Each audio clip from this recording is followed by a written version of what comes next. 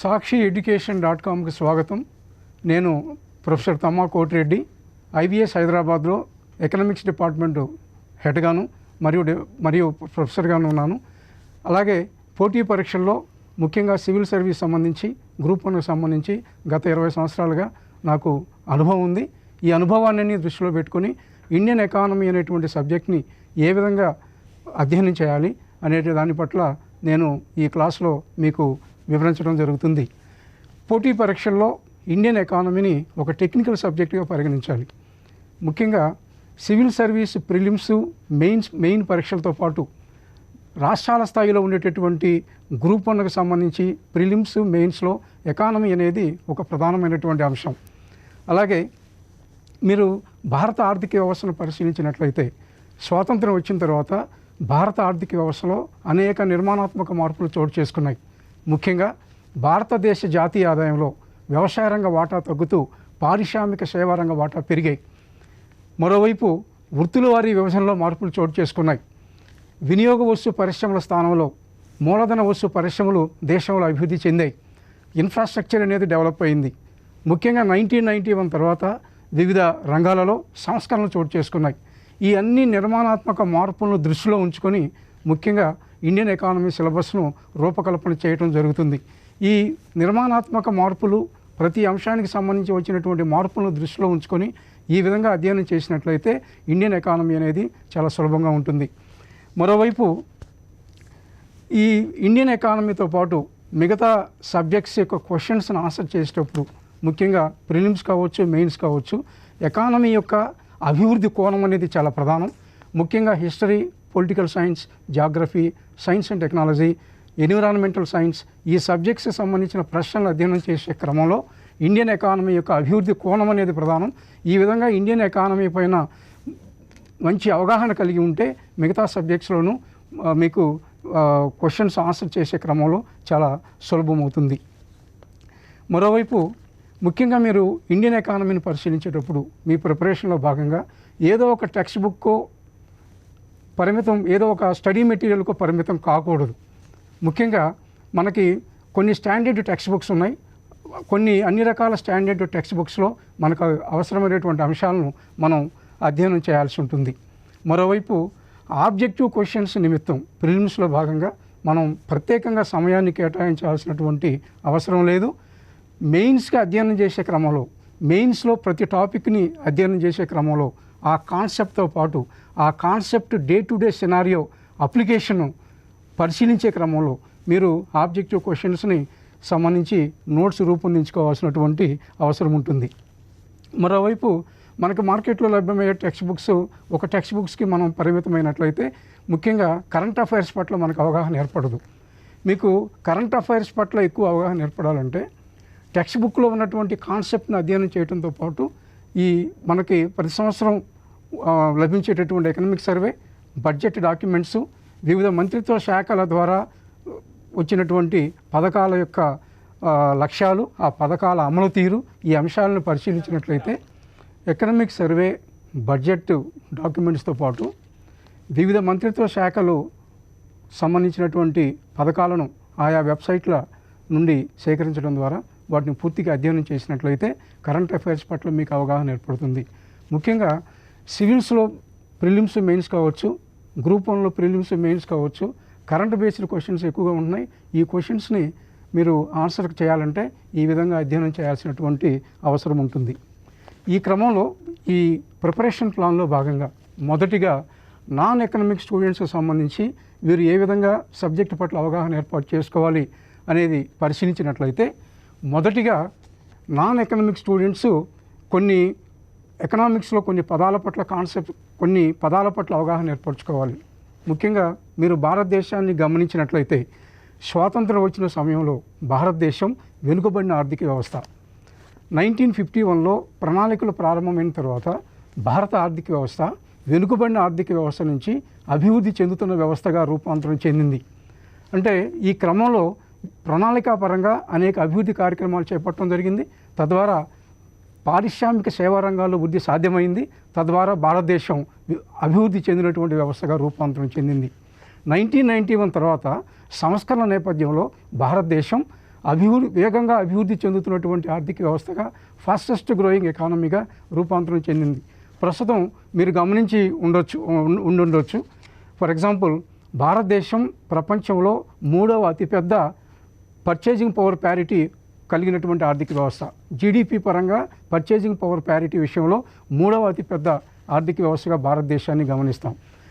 Non economic students economics పట్ల మనకు అవగాహన లేదు అనుకున్నటువంటి క్రమంలో మొదటిగా కాన్సెప్ట్స్ పట్ల అవగాహన ఏర్పరచుకోవాల్సిన అవసరం ఉంది. ఈ కాన్సెప్ట్స్ పట్ల అవగాహన ఏర్పరచుకోవాలంటే ఎన్సీఈఆర్టీకి సంబంధించినటువంటి 10th, 11th, 12th standard text బుక్స్ని అధ్యయనం చేసి నోట్స్ రూపొందించుకోవాల్సినటువంటి అవసరం ఉంది. మొదటిగా నాన్ ఎకనామిక్ స్టూడెంట్స్ కొన్ని పదాల పట్ల అవగాహన ఏర్పాటు చేసుకోవాలి. ఫర్ ఎగ్జాంపుల్, ఎకనామిక్స్లో స్థూల ఆర్థిక చలాంకాలు అనేవి చాలా ప్రధానమైన అంశాలు. మీరు ప్రిలిమ్స్ ఎగ్జామ్కి హాజరైనప్పుడు కానీ, మెయిన్స్ ఎగ్జామ్లో కానీ మీకు కొన్ని ప్రశ్నల్లో స్థూల ఆర్థిక చలాంకాలను మీరు హైలైట్ చేయాల్సినటువంటి అవసరం ఏర్పడుతుంది. ముఖ్యంగా స్థూల దేశీయోత్పత్తి జీడిపి అంటే ఏంటి, వినియోగం అంటే ఏంటి, పొదుపు అంటే ఏంటి, పెట్టుబడి అంటే ఏంటి, ఈ పొదుపు పెట్టుబడికి మన దేశంలో ఎటువంటి ఆధారాలు ఉన్నాయి, దేశంలో ఉత్పత్తి, ఎగుమతులు, దిగుమతులు, కరెంట్ అకౌంట్ ఖాతా, ద్రవ్యలోటు, ఇటువంటి ఆర్థిక చలాంకాల పట్ల మనం అవగాహన ఏర్పాటు చేసుకోవాల్సినటువంటి అవసరం ఉంది. కాన్సెప్ట్ పట్ల అవగాహన ఏర్పడినప్పుడు మీరు సులభంగా ఆయా అంశాన్ని మీరు క్షుణ్ణంగా పరిశీలించేటటువంటి అవకాశం మీకు ఏర్పడుతుంది. తదుపరి జాతీయ ఆదాయానికి సంబంధించి ప్రత్యేకమైన చాప్టర్స్ను మీరు ఎన్సీఆర్టీ టెక్స్ట్ బుక్స్లో గమనిస్తారు. ఈ జాతీయ ఆదాయానికి సంబంధించి జాతీయ ఆదాయ భావనలు ఉంటాయి. ముఖ్యంగా స్థూల దేశీయోత్పత్తి, స్థూల జాతీయోత్పత్తి, నికర దేశీయోత్పత్తి, నికర జాతీయోత్పత్తి, ఎన్ఎన్పి అట్ ఫ్యాక్టర్ కాస్ట్, తలసరి ఆదాయం, వ్యయార్హ ఆదాయం, ఇటువంటి కాన్సెప్ట్స్ మీరు పరిగణిస్తారు. దీంతోపాటు జీడిపి డిఫ్లేటర్ అనేటువంటి కాన్సెప్ట్స్ పరిశీలిస్తారు. ఈ కాన్సెప్ట్స్ పట్ల మీరు అవగాహన ఏర్పాటు చేసుకోండి. నెక్స్ట్, ప్రభుత్వ ప్రైవేట్ రంగాల యొక్క పాత్ర ఏ విధంగా ఉంది ఈ ఆర్థిక వ్యవస్థలు అనేది ప్రధానం. ముఖ్యంగా ప్రభుత్వ ప్రైవేట్ రంగాల యొక్క పాత్రను పరిశీలించే క్రమంలో భారత ఆర్థిక వ్యవస్థలో మనకి మిశ్రమ ఆర్థిక వ్యవస్థ అనేది మన యొక్క ఆర్థిక వ్యవస్థ స్వభావం. అలాగే ప్రపంచవ్యాప్తంగా మీరు పెట్టుబడిదారీ ఆర్థిక వ్యవస్థ, సామ్యవాద ఆర్థిక వ్యవస్థ, మిశ్రమ ఆర్థిక వ్యవస్థ అనేటువంటి 3 ఎకనామిక్ సిస్టమ్స్ని పరిశీలిస్తారు. ఈ ప్రతి ఎకనామిక్ సిస్టమ్కు ఉన్నటువంటి లక్షణాలను మీరు అధ్యయనం చేయాలి. తద్వారా ఆయా ఎకనామిక్ సిస్టమ్స్లో ప్రతి రంగం యొక్క పాత్రని మీరు అవగాహన చేసుకునే అవకాశం ఏర్పడుతుంది. ఫర్ ఎగ్జాంపుల్, మీరు పెట్టుబడిదారీ ఆర్థిక వ్యవస్థలో మొత్తంగా ప్రైవేట్ రంగం పాత్ర అధికంగా ఉంటుంది. సామ్యవాద ఆర్థిక వ్యవస్థలో మొత్తం ఆర్థిక కార్యకలాపాలు ప్రభుత్వ రంగం చేతుల్లోనే ఉంటాయి. మిశ్రమ ఆర్థిక వ్యవస్థలో ప్రభుత్వ ప్రైవేట్ రంగ కార్యకలాపాలు ఉమ్మడిగా ఉంటాయి. ఇటువంటి అవగాహన మీరు ఏర్పాటు చేసుకోవాల్సిన అవసరం ఉంది. ఫర్ ఎగ్జాంపుల్, మీరు ఇండియాని గమనించినట్లయితే 1991 వరకు మన ఆర్థిక వ్యవస్థలో ప్రభుత్వ రంగ పాత్ర అధికం. దేశంలో లైసెన్సింగ్ ఇచ్చే అధికారం కానీ, దేశంలో 17 పరిశ్రమలు పూర్తిగా ప్రభుత్వ రంగానికి రిజర్వ్ అయి ఉన్నాయి. దేశంలో పంచవర్ష ప్రణాళికలో పెట్టుబడి పూర్తిగా ప్రభుత్వ రంగమే చేయడం జరిగింది. దేశంలో ఆర్థిక కార్యకలాపాలు ఎక్కువగా ప్రభుత్వ రంగం చేతుల్లో ఉన్నాయి. 1991 తర్వాత దేశంలో ప్రైవేటీకరణకు మనం ప్రాధాన్యం ఇచ్చాం.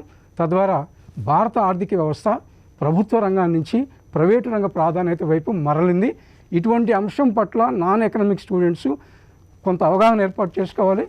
అటువంటి అవగాహన ఏర్పడినట్లయితే తరువాత ప్రతి చాప్టర్ని మీరు క్లియర్గా అధ్యయనం చేసేటటువంటి అవకాశం మీకు కలుగుతుంది. నెక్స్ట్, ఓవరాల్గా మీరు సిలబస్ పరిశీలించినట్లయితే మీకు ఈ సిలబస్ సంబంధించి మీరు సివిల్స్ మెయిన్స్ కావచ్చు, గ్రూప్ 1 మెయిన్స్ కావచ్చు, అలాగే ప్రిలిమ్స్ సంబంధించిన సిలబస్లు కావచ్చు, అనేక అంశాలు మేజర్ ఛాలెంజెస్ ఆఫ్ ఇండియన్ ఎకానమీతో ముడిపడి ఉంటాయి. ఈ మేజర్ ఛాలెంజెస్ మీరు గమనించినట్లయితే భారతదేశంలో మనకున్నటువంటి మేజర్ ఛాలెంజెస్లో ఒకటి వృద్ధి క్షీణత. మనం గత కొంతకాలంగా గమనిస్తూ ఉన్నాం. 2017-18లో భారత ఆర్థిక వ్యవస్థ 7.2% వృద్ధిని నమోదు చేసుకుంది. 2018-19లో 6.8% నమోదు చేసుకుంది. 2019-20లో 4.4%. తదుపరి ప్రస్తుత ఆర్థిక సంవత్సరం 2020-21లో 0.8 నుంచి 4%గా భారత ఆర్థిక వృద్ధి ఉండగలదని అనేక రేటింగ్ ఏజెన్సీలు అంచనా వేస్తున్నాయి. ఈ నేపథ్యంలో వృద్ధి క్షీణతను మీరు గమనించారు. ఈ వృద్ధి క్షీణత భారతదేశం ఎదుర్కొంటున్నటువంటి ప్రధాన సమస్య. దేశంలో వృద్ధి ఎప్పుడైతే క్షీణించిందో ఇది దేశంలో ఉపాధి పైన కానీ ప్రజల ఆదాయాలపైన కానీ ఉత్పత్తి, దేశంలో పొదుపు, పెట్టుబడి అనేటువంటి అంశాలపైన ప్రతికూల ప్రభావం చూపిస్తుంది. తద్వారా దేశంలో మనకి రిసెషన్, తిరోగమనం అనేటువంటి పరిస్థితులు ఏర్పడతాయి. తిరోగమనం అనేది ఎక్కువ రోజులు కొనసాగితే దేశంలో ఆర్థిక మాంద్యం ఏర్పడుతుంది. ఇటువంటి పరిస్థితుల్ని మనం పూర్తిగా ఇక్కడ అధ్యయనం చేయాల్సినటువంటి అవసరం ఉంది.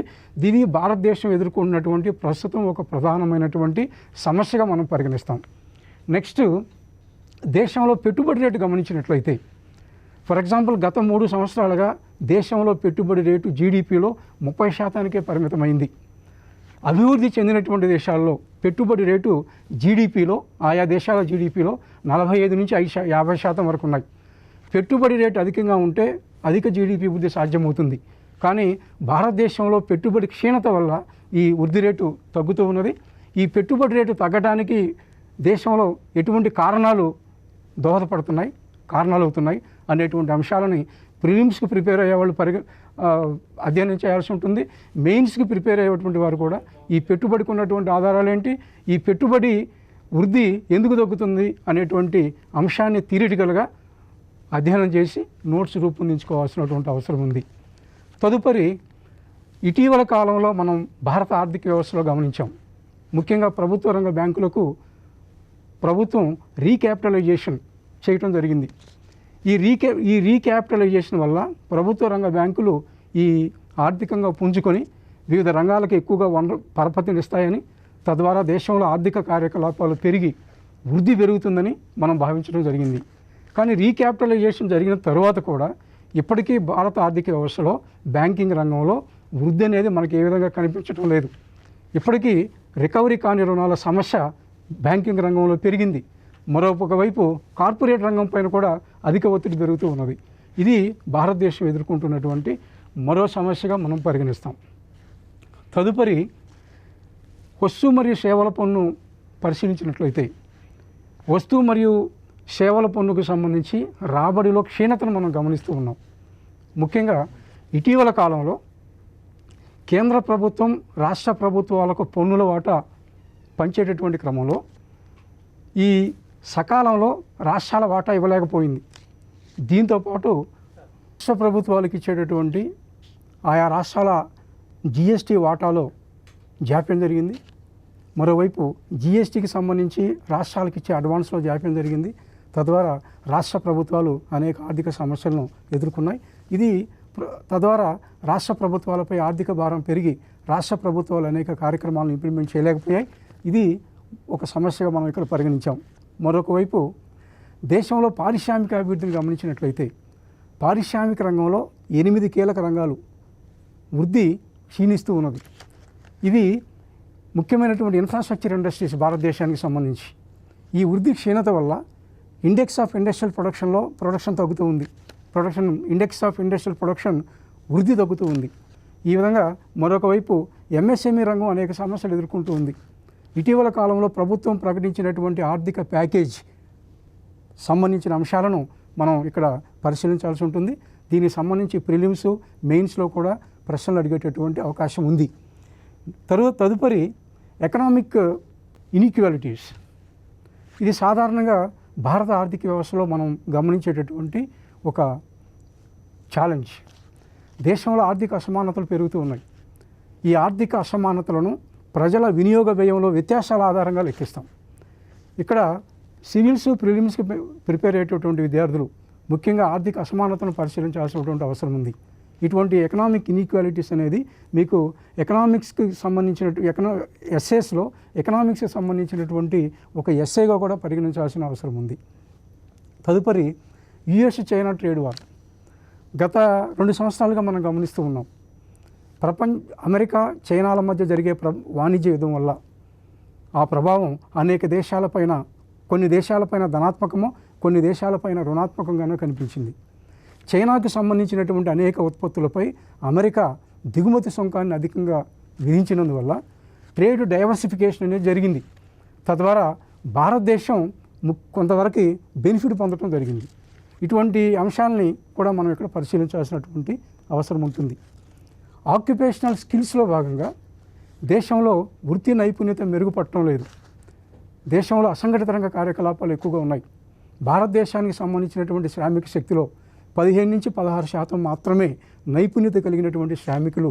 మిగిలినటువంటి వారు నైపుణ్యత లేనటువంటి వారు. నైపుణ్యత లేకపోవటం అనేది ఉత్పాదకత తగ్గడానికి దారితీస్తుంది. ఉత్పాదకత తగ్గితే ఇది ఆర్థిక అభివృద్ధిపై ప్రతికూల ప్రభావాన్ని కలుగజేస్తుంది. ఇప్పటి వరకు ఇండియన్ ఎకానమీ ఎదుర్కొన్నటువంటి సమస్యలు పైన వివరించడం జరిగింది. ఇండియన్ ఎకానమీ యొక్క సమస్యలు పైన పోటీ పరీక్షలకు ప్రిపేర్ అయ్యేటటువంటి విద్యార్థులకి ఒక అవగాహన అవసరం. తద్వారా ఎటువంటి ప్రశ్నలు సంబంధించి నోట్స్ రూపొందించుకోవాలి అనే దాని పట్ల వాళ్ళకి అవగాహన ఏర్పడుతుంది. ఈ క్రమంలో మీరు తప్పనిసరిగా ప్రస్తుత సవాళ్ళను పరిగణించాల్సినటువంటి అవసరం ఉంది. దీంతోపాటు ఫైనాన్షియల్ ఇన్క్లూషన్ సాధించకపోవడం అనేది కూడా ఒక సమస్య.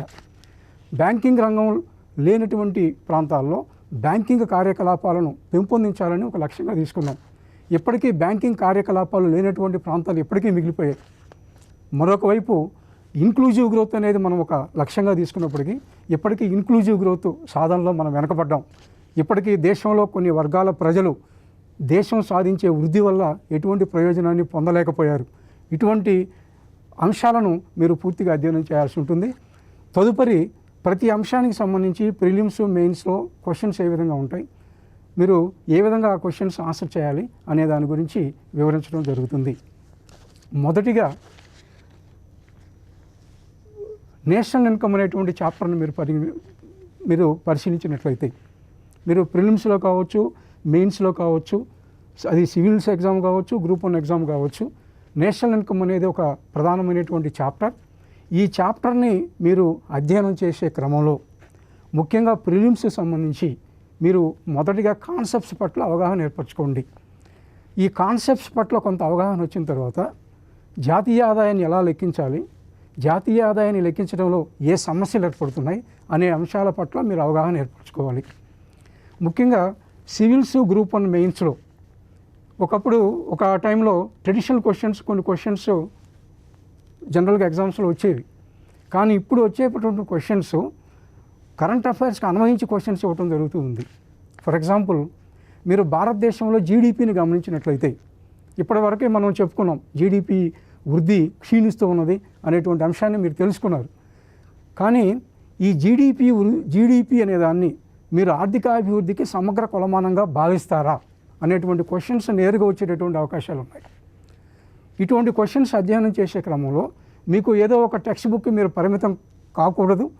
మీరు కొన్ని స్టాండర్డ్ టెక్స్ట్ బుక్స్ను పరిశీలించాల్సినటువంటి అవసరం ఉంటుంది. For example, Indian economy Uma Kapila అనేటువంటి టెక్స్ట్ బుక్ కానీ, లేదు ఇండియన్ ఎకానమీలో మిశ్రా అండ్ పూరి అనేటువంటి టెక్స్ట్ బుక్ కానీ, అటువంటి టెక్స్ట్ బుక్స్ని అధ్యయనం చేసినట్లయితే కొంత మేరకు మీరు సమాధానం రాయగలిగే అవకాశం ఉంటుంది. ఫర్ ఎగ్జాంపుల్, జీడిపి అనేది ఇది క్వాంటిటేటివ్ ఆస్పెక్ట్స్ మాత్రమే తెలుపుతుంది, పరిమాణాత్మక అంశాలే తెలుపుతుంది. పరిమాణాత్మక అంశాలు, ఫర్ ఎగ్జాంపుల్ క్వాంటిటేటివ్ ఆస్పెక్ట్స్, దేశంలో ఇంత ఉత్పత్తి పెరిగింది, దేశంలో పెట్టుబడి రేటు ఎంత జరిగింది. మనం ఫర్ ఎగ్జాంపుల్ పెట్టుబడి జీడిపిలో ఇంత భాగం అని చెప్తాం. దేశంలో జరిగే వినియోగం వ్యయం జీడిపిలో ఎంత భాగం అని చెప్తాం. దేశం నుంచి చేసిన ఎగుమతులు జీడిపిలో ఎంత వాటా అని చెప్తాం. ఇటువంటి క్వాంటిటేటివ్ ఆస్పెక్ట్స్కి మాత్రమే జీడిపి ఒక కొలమానంగా పనిచేస్తుంది. కానీ మరొక వైపు క్వాలిటేటివ్ ఆస్పెక్ట్స్, దేశంలో విద్యా ప్రమాణాలు ఏ మేరకు మెరుగయ్యాయి, ఆరోగ్య ప్రమాణాలు ఏ మేరకు మెరుగయ్యాయి, అటువంటి అంశాలకు సంబంధించి సమాచారాన్ని జీడిపి ఇవ్వదు. అందువల్ల జీడిపి అనేది సమగ్ర కొలమానం కాదు అని చెప్తాం. తదుపరి క్వశ్చన్స్ని మీరు పరిశీలించినట్లయితే కొన్ని ఎగ్జామ్స్లో ఇటువంటి క్వశ్చన్స్ రావడం జరిగింది. ఫర్ ఎగ్జాంపుల్, మెయిన్స్కి ప్రిపేర్ అయ్యేటటువంటి వారు ఈ జీడిపి అనే అంశాన్ని పరిశీలించినట్లయితే జీడిపి అనేది దేశంలో మానవాభివృద్ధికి దారితీసిందా, భారతదేశాన్ని ఉదాహరణగా తీసుకొని మీరు ఈ సమాధానాన్ని విశదీకరించండి అనేటువంటి ప్రశ్నలు వచ్చే అవకాశాలు ఉంటాయి. ఫర్ ఎగ్జాంపుల్, దేశంలో జీడిపి వృద్ధి పెరిగినప్పటికీ మానవాభివృద్ధి పైన అది ధనాత్మక ప్రభావాన్ని కలుగ చేయలేదు. ఫర్ ఎగ్జాంపుల్, దేశంలో పారిశ్రామిక రంగ కార్యకలాపాలు పెరిగితే పారిశ్రామిక అభివృద్ధి పెరుగుతుంది. పారిశ్రామిక రంగ కార్యకలాపాలు పెరిగినట్లయితే దేశంలో కాలుష్యం లాంటి సమస్యలు ఏర్పడతాయి. ఎప్పుడైతే కాలుష్య సమస్యలు ఏర్పడ్డాయో అది వృద్ధి పైన, అది రాబోయే రోజుల్లో మానవాభివృద్ధి పైన ప్రతికూల ప్రభావం చూపిస్తుంది. మానవుడి యొక్క ఆరోగ్య అంశంపై ఎప్పుడైతే ప్రతికూల ప్రభావం చూపించిందో మానవాభివృద్ధి కుంటుపడుతుంది. మానవాభివృద్ధి కుంటుపడినటువంటి క్రమంలో రాబోయే రోజుల్లో భవిష్యత్తు తరాలు ఆర్థిక కార్యకలాపాల్లో పాల్గొనే రేటు తక్కువ ఉంటుంది. ఇది భవిష్యత్తులో సుస్థిరాభివృద్ధికి ఒక ఆటంకము అనే విధంగా ప్రశ్నలు మనం ఆన్సర్ చేయాల్సినటువంటి అవసరం ఉంటుంది. అదేవిధంగా ఇటీవల జీడిపి లెక్కింపులో వచ్చినటువంటి మార్పులు, మరోవైపు జీడిపి లెక్కించడానికి మనం తీసుకునేటటువంటి బేస్ ఇయర్ చేంజెస్లో ఉన్నటువంటి మెథడాలజీలో ఎటువంటి మార్పులు ఉన్నాయి అనేటువంటి అంశాలని పరిశీలించాల్సినటువంటి అవసరం ఉంది. తదుపరి ఇంటర్నేషనల్ ట్రేడ్ అనేటువంటి ఆస్పెక్ట్ తీసుకున్నట్లయితే, అంటే తప్పనిసరిగా ఉండేటటువంటి కొన్ని చాప్టర్స్ని నేను ఇక్కడ హైలైట్ చేయడం జరుగుతుంది. ఇది మెయిన్స్, ప్రిలిమ్స్ ఇద్దరికీ పనికొచ్చేటటువంటి అంశం. ఫర్ ఎగ్జాంపుల్, మీరు ఇంటర్నేషనల్ ట్రేడ్ అనే అంశాన్ని పరిశీలించినట్లయితే, భారతదేశంలో there was a change in composition and direction of trade. Composition of ట్రేడ్లో మార్పులు వచ్చినాయి. క్వశ్చన్స్ అనేది ఆ విధంగా ఫ్రేమ్ చేసే అవకాశం ఉంటుంది. ఫర్ ఎగ్జాంపుల్, భారతదేశం నుంచి జరిగే ఎగుమతుల్లో వ్యవసాయ అనుబంధ రంగాల వృద్ధి క్షీణించింది. 1991తో పోలిస్తే 2018-19లో తగ్గింది. మరొక వైపు మ్యానుఫ్యాక్చర్డ్ గూడ్స్ యొక్క వాటాలో కొద్ది మార్పు చోటు చేసుకుంది. 70% మ్యానుఫ్యాక్చర్డ్ గూడ్స్ ఎగుమతులే ఉంటాయి, కానీ కొద్ది మార్పు చోటు చేసుకుంది. ముఖ్యంగా భారతదేశ ఎగుమతుల్లో పెట్రోలియం అండ్ క్రూడ్ ఎగుమతుల వాటా పెరిగింది భారతదేశాన్ని నుంచి. అంటే మీరు భారతదేశానికి సంబంధించి ఎటువంటి ఎగుమతులు జరుగుతూ ఉన్నాయి, ఏ విధమైన దిగుమతులు జరుగుతూ ఉన్నాయి, డైరెక్షన్ ఆఫ్ ట్రేడ్, ఏ దేశంతో మన వాణిజ్య సంబంధాలు మెరుగయ్యాయి అనేది ప్రిలిమ్స్కి సంబంధించి ముఖ్యంగా పరిశీలించాల్సినటువంటి అంశాలు. మరోవైపు డైరెక్షన్ ఆఫ్ ట్రేడ్ మీరు పరిశీలించినట్లయితే 1991 వరకు రష్యాతో మన వాణిజ్య సంబంధాలు అధికంగా ఉండేవి. 91లో రష్యా కొలాప్స్ అయిన తర్వాత అమెరికాతో వాణిజ్య సంబంధాలు మనకు మెరుగయ్యాయి. ఇటీవల ప్రాంతాల వారీగా మీరు పరిశీలించినట్లయితే ఏషియా, సార్క్లోని అభివృద్ధి చెందుతున్న దేశాలతో భారత వాణిజ్యం పెరిగింది. భారతదేశాల నుంచి జరిగేటటువంటి ఎగుమతుల్లో 44% ఏషియా, సార్క్ దేశాల్లో ఉన్నటువంటి దేశాలకు మన ఎగుమతులు జరిగాయి. ఓవరాల్గా మరో ప్రాంతాల పరంగా గమనించినప్పుడు తదుపరి OECD దేశాల వాటా అధికంగా ఉంది. ఇటీవల కాలంలో ఒపెక్ దేశాలతో జరుగుతున్నటువంటి వాణిజ్య సంబంధాలు కొంతమేర క్షీణించాయి. ఇటువంటి అంశాలను కూడా తప్పనిసరిగా ప్రిలిమ్స్కి ప్రిపేర్ అయ్యేటటువంటి విద్యార్థులు పరిశీలించాల్సి ఉంటుంది. ఇదే టాపిక్కు సంబంధించి మెయిన్స్కి ప్రిపేర్ అయ్యేటటువంటి విద్యార్థులకు సంబంధించి కరెంట్ అకౌంట్ ఖాతా అనేటువంటి ప్రధానమైన అంశం ఈ చాప్టర్లో భాగంగా. ఈ కరెంట్ అకౌంట్ అనేది ఈ కరెంట్ అకౌంట్ ఖాతాలో లోటు అనేది దేశానికి ప్రయోజనకరమా, దేశానికి ఇది నష్టమా అనేటువంటి అంశాలను పరిశీలించాలి. ఇటువంటి క్వశ్చన్స్ సంబంధించి మీరు ఆన్సర్ రాసే క్రమంలో గణాంకాలు అనేవి తప్పనిసరి.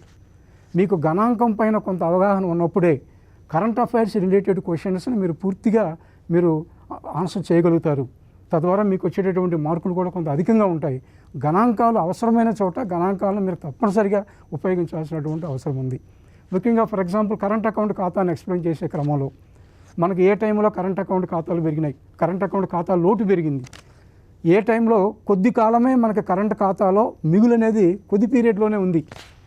గత స్వాతంత్రం వచ్చిన తర్వాత మొత్తంగా పరిశీలించినట్లయితే ఒక 6 to 7 years మనకి కరెంట్ ఖాతాలో మిగులు అనేది ఏర్పడింది. ఓవరాల్గా మీరు పరిశీలించినట్లయితే మీరు ఆన్సర్ రాసేటటువంటి క్రమంలో కరెంట్ ఖాతా లోటు 3% వరకు భారతదేశం లాంటి దేశాలు నిర్వహించాలి. ఎందువల్లంటే భారతదేశం ఇప్పటికీ స్వయం సమృద్ధి చెందనటువంటి దేశం. మనం దిగుమతులపైన ఇప్పటికీ డిపెండ్ అవుతూనే ఉన్నాం. భారతదేశం దిగుమతుల బిల్లులో 35% ఇప్పటికీ క్రూడ్ అండ్ పెట్రోలియం వాటానే అధికంగా ఉంది. తదుపరి క్యాపిటల్ గూడ్స్ మనం ఎక్కువగా దిగుమతి చేసుకుంటూ ఉన్నాం. ఈ విషయంలో ఇప్పటికీ మనకి సెల్ఫ్ సఫిషియన్సీ అనేది లేదు. కాబట్టి ఈ దిగుమతులపైన మనం డిపెండ్ అవ్వాల్సిందే. ఈ దిగుమతులు మనకి చేసుకోగలిగినప్పుడే భారతదేశంలో ఎగుమతుల రంగం అనేది డెవలప్ అవుతుంది. ఈ నేపథ్యంలో కరెంట్ ఖాతాను నిర్వహించడం కొంతవరకు సమంజసమే అని మనం ఆన్సర్ రాయాల్సి ఉంటుంది. మెయిన్స్ ఎగ్జామ్కి ప్రిపేర్ అయ్యేటటువంటి విద్యార్థులు ఇటీవలి ఫారెన్ ట్రేడ్ పాలసీని గమనించాలి. ఈ ఫారెన్ ట్రేడ్ పాలసీ లక్ష్యాలు మీరు పూర్తిగా అవగాహన చేసుకోవాలి. ఫారెన్ ట్రేడ్ పాలసీ లక్ష్యాలు సాధనలో మనం ఎంతవరకు విజయవంతమయ్యాం అనేటువంటి క్వశ్చన్స్ ఆ విధంగా ఉండొచ్చు. పూర్తిగా అప్లికేషన్ బేస్డ్ క్వశ్చన్. ఆ లక్ష్యాలు మీకు ఎప్పుడైతే మీకు అవగాహన ఏర్పడిందో ఆ లక్ష్యాల సాధన మనం ఎంతవరకు విజయవంతమయ్యాం అనేది చెప్పడానికి అవకాశం ఏర్పడుతుంది. తదుపరి జనాభా అనే అంశం ఇండియన్ ఎకానమీలో ఒక ప్రధాన అంశం.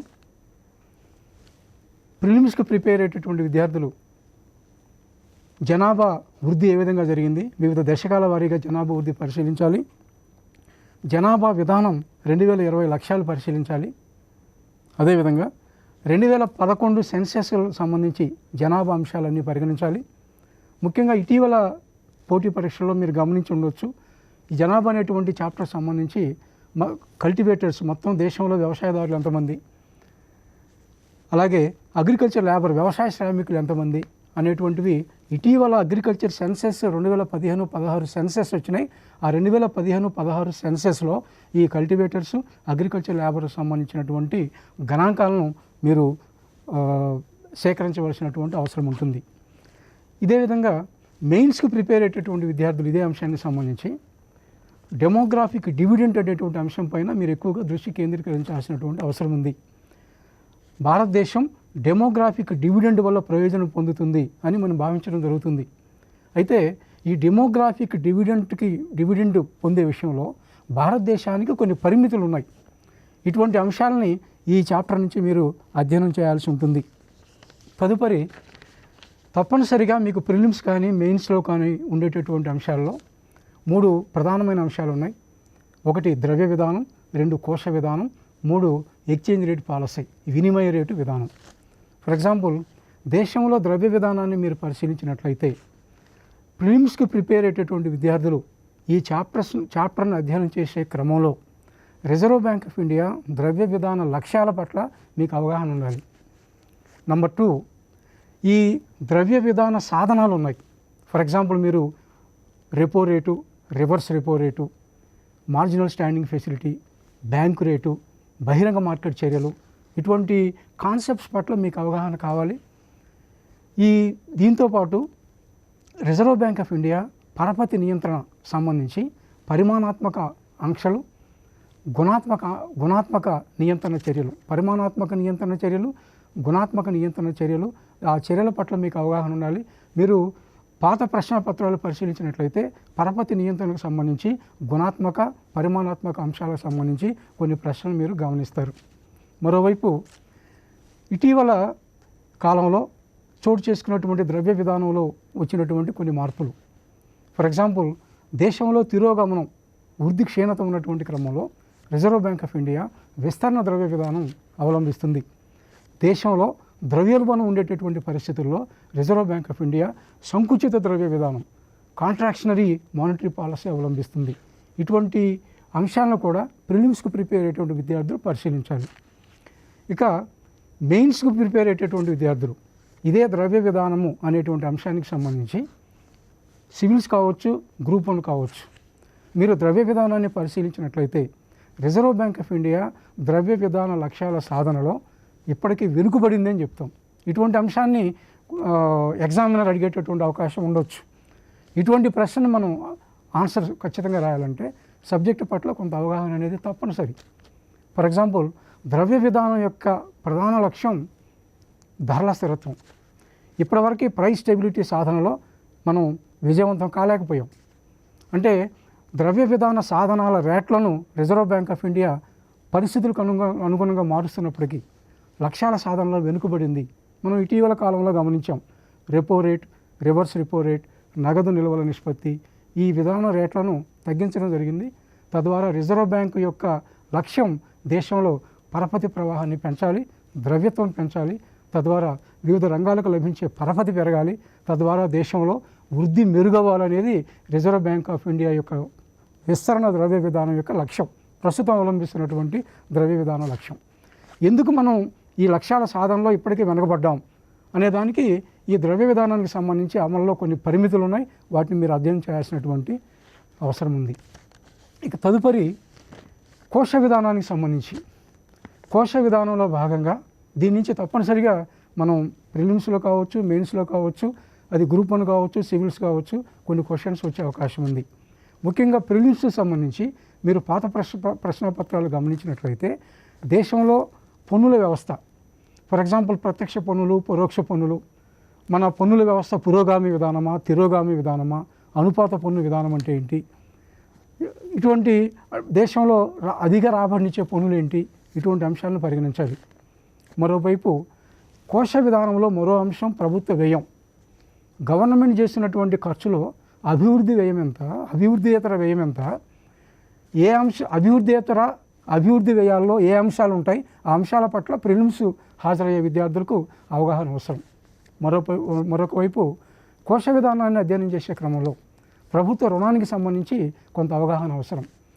మనకి కేంద్ర ప్రభుత్వానికి ఉన్నటువంటి ఎక్స్టర్నల్ డెట్, విదేశీ రుణం ఎంత ఉంది, మొత్తంగా అంతర్గత బహిర్గత యొక్క రుణం దేశంలో ఎంత ఉంది, ఈ రుణం పెరిగినందువల్ల దేశ ఆర్థిక వ్యవస్థపై ఎటువంటి ప్రభావాలు ఉంటాయి అనే అంశాల పట్ల అవగాహన అవసరం.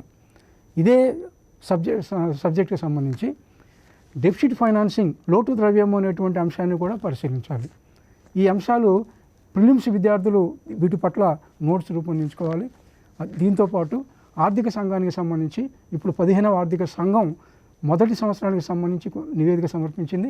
పూర్తిగా నివేదిక రాకపోయినప్పటికీ ఈ ఆర్థిక సంఘం యొక్క విధులేంటి, ఆర్థిక సంఘాన్ని ఎందుకు ఏర్పాటు చేస్తాం, ఆర్థిక సంఘం యొక్క మేజర్ సిఫార్సులు ఏంటి అనే అంశాన్ని పరిశీలించాలి. మెయిన్స్కి సంబంధించి దీంట్లో భాగంగా జిఎస్టీకి సంబంధించి రాబోయే ఎగ్జామ్లో ప్రశ్న వచ్చేటటువంటి అవకాశం ఉంది. జిఎస్టీ అమలులో మనకు ఎదురవుతున్నటువంటి సమస్యలు ఏంటి, మనం ఇంతకుముందు చెప్పుకున్నాం.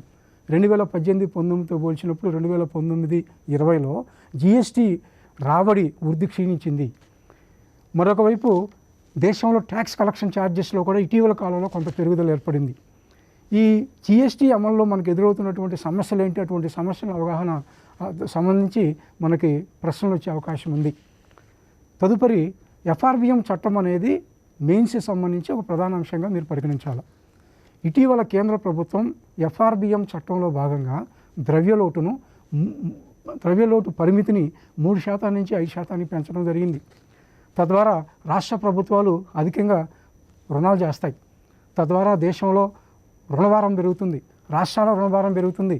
ఈ పరిణామ క్రమం ఎలా ఉంటుంది, దేశాలు రాష్ట్ర ఆర్థిక వ్యవస్థపై దీని యొక్క ప్రభావం ఏ విధంగా ఉంటుంది అనేటువంటి క్వశ్చన్స్ అడిగే అవకాశం ఉంది. ఇటువంటి క్వశ్చన్స్ని ఈ చాప్టర్స్ నుంచి మీరు అధ్యయనం చేసి సమగ్రంగా నోట్స్ రూపొందించుకోవాల్సినటువంటి అవసరం ఉంది. తదుపరి ఎక్స్చేంజ్ రేట్ పాలసీ అనేది ఒక ప్రధానమైనటువంటి అంశం. ముఖ్యంగా మీరు ప్రిలిమ్స్ ఎగ్జామ్స్లో ఇటువంటి క్వశ్చన్స్ మీరు గమనించే అవకాశం ఉంది. మనం 1992 వరకు దేశంలో స్థిర వినిమయ rate, fixed exchange rate follow అయ్యాం. ఇంటర్నేషనల్ మానిటరీ ఫండ్ కింద ఉన్నటువంటి సభ్య దేశాలన్నీ కూడా 1973 వరకు fixed exchange rate policy follow అయ్యాయి. తదుపరి అనేక దేశాలు మూల్యహీనీకరణ, డీవాల్యుయేషన్ పైన ఎక్కువగా ఆధారపడటం వలన ఇంటర్నేషనల్ మానిటరీ ఫండ్ స్థిర వినిమయ రేటు విధానాన్ని పూర్తిగా రద్దు చేసింది ఆ టైంలో. అంటే సభ్య దేశాలు ఇంకా ఫిక్స్డ్ ఎక్స్చేంజ్ రేట్ పాలసీని ఫాలో కాకుండా ఫిక్స్డ్ ఎక్స్చేంజ్ రేట్ పాలసీని పూర్తిగా తొలగించడం జరిగింది. తదుపరి ఫ్లెక్సిబుల్ ఎక్స్చేంజ్ రేట్ పాలసీ అమల్లోకి వచ్చింది. ఇటీవల కాలంలో managed floating system, for example reserve bank of India దేశంలో ఎక్స్చేంజ్ మార్కెట్లో ప్రవేశించడం ద్వారా భారతదేశ కరెన్సీ విలువలో హెచ్చుతగ్గులను నియంత్రిస్తూ ఉంది. అటువంటిది మేనేజ్డ్ ఫ్లోటింగ్ సిస్టమ్ అంటాం. ఇటువంటి మేనేజ్డ్ ఫ్లోటింగ్ సిస్టంలో భాగంగా క్రాలింగ్ పెగ్ అనేటువంటి విధానాన్ని ప్రభుత్వం అవలంబించడం జరుగుతుంది. ఈ చాప్టర్ని మీరు పరిశీలించేటప్పుడు ముఖ్యంగా ప్రిలిమ్స్కి హాజరయ్యేటటువంటి విద్యార్థులు స్థిర వినిమయ రేటు, అస్థిర వినిమయ rate, managed floating system, devaluation అనే పాలసీ, డిప్రిషియేషన్ అంటే ఏంటి, ఇటువంటి కాన్సెప్ట్స్ పట్ల మీరు పూర్తిగా అవగాహన ఏర్పరచుకోవాల్సినటువంటి అవసరం ఉంది. ఇంకా ఇదే చాప్టర్ సంబంధించి మెయిన్స్ విద్యార్థులు ఈ చాప్టర్ల పట్ల ఏర్పడేటటువంటి అవగాహన మిగతా చాప్టర్స్లో అనేక క్వశ్చన్స్ ఆన్సర్ చేసేటప్పుడు మీకు ఇది ఉపకరిస్తుంది. ఫర్ ఎగ్జాంపుల్ మేనేజ్డ్ ఫ్లోటింగ్ సిస్టమ్కు సంబంధించి ప్రశ్న వచ్చే అవకాశం ఉంది.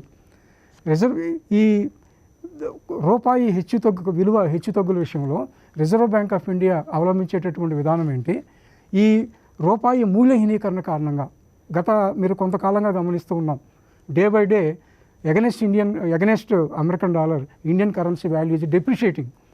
ఇటువంటి డెప్రిషియేషన్ వలన భారతదేశ ఆర్థిక వ్యవస్థ పైన రుణాత్మక ప్రభావం కనిపిస్తుంది, అనేక అంశాలపైన రుణాత్మక ప్రభావం కనిపిస్తుంది. ఇటువంటి అంశాలపైన మీరు పూర్తిగా అవగాహన ఏర్పాటు చేసుకోవాల్సినటువంటి అవసరం ఉంది. అలాగే దేశంలో వ్యవసాయ, పారిశ్రామిక, సేవా రంగాలు ప్రతి ఎగ్జామ్కి సంబంధించి ఈ 3 రంగాల నుంచి మీకు క్వశ్చన్స్ వచ్చే అవకాశం ఉంది. ఈ అంశాలకు సంబంధించి వ్యవసాయ రంగానికి సంబంధించి వ్యవసాయ ప్రభుత్వం తీసుకున్నటువంటి చర్యలు, పారిశ్రామిక రంగానికి సంబంధించి ఇటీవల కాలంలో ప్రభుత్వం తీసుకున్నటువంటి చర్యలు, అలాగే సేవా రంగం సంబంధించి సేవా రంగంలో వృద్ధి, ఈ 3 రంగాలు జాతీయ ఆదాయానికి ఏ మేర దోహదపడుతున్నాయి, ఈ 3 రంగాలపైన శ్రామిక శక్తి ఎంత మేర ఆధారపడి ఉంది అనేటువంటి అంశాలను ముఖ్యంగా ప్రిలిమ్స్ స్టూడెంట్స్ అధ్యయనం చేయాలి. వీటితో పాటు సిలబస్లో ఉన్నట్లుగా మీరు వ్యవసాయ రంగాన్ని పరిశీలించినట్లయితే భూ సంస్కరణ అనేది దీంట్లో భాగంగా ఉంటుంది, వ్యవసాయ విధానం అనేది దీంట్లో భాగంగా ఉంటుంది. ఈ అంశాలను పరిశీలించడంతో పాటు కనీసం మద్దతు ధరలు, మినిమం సపోర్ట్ ప్రైసెస్ సంబంధించి తప్పనిసరిగా ప్రిలిమ్స్లో క్వశ్చన్స్ వచ్చేటటువంటి అవకాశాలు ఉంటాయి. ఇటువంటి అంశాన్ని వ్యవసాయ రంగానికి సంబంధించి పరిశీలించాలి. పారిశ్రామిక రంగానికి సంబంధించి దేశంలో 8 కోర్ ఇండస్ట్రీస్, ఎంఎస్ఎంఈ రంగం, ఇటువంటి అంశాలని పరిగణించాలి. సేవా రంగానికి సంబంధించి మనం విదేశీ పెట్టుబడులు సేవా రంగం ఎక్కువగా ఆకర్షించడానికి కారణాలేంటి, ఏ రంగం ఎక్కువగా విదేశీ పెట్టుబడులు ఆకర్షిస్తున్నది అనేటువంటి అంశాలని ప్రిలిమ్స్ విద్యార్థులు ముఖ్యంగా పరిశీలించాల్సినటువంటి అవసరం ఉంది. మొత్తంగా ఇండియన్ ఎకానమీ సంబంధించి స్టాండర్డ్ టెక్స్ట్ బుక్స్లో భాగంగా Indian economy by Uma Kapila, Indian economy by Mishra and puri అనేటువంటి టెక్స్ట్ బుక్స్లో ఉన్న అంశాలను అధ్యయనం చేసినట్లయితే మీరు పోటీ పరీక్షలో ఉత్తీర్ణులు అవడానికి ఎక్కువగా అవకాశం ఏర్పడుతుంది. Thank you.